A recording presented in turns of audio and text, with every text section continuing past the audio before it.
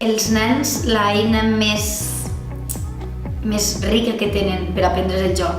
Per tant, et podria dir que el benefici màxim és l'aprenentatge. El fet també de tenir reptes, de tenir objectius, de valorar la interacció, la cooperació, aprendre. No és ni les hores, no és l'edat, és tenir uns criteris responsables.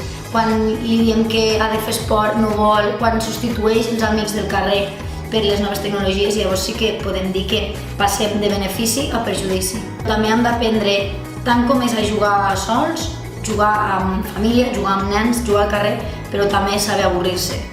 Crec que als pares també fa bé compartir aquests moments amb el fill, tenir un espai de comunicació, el fet que el nen també te pugui ensenyar alguna cosa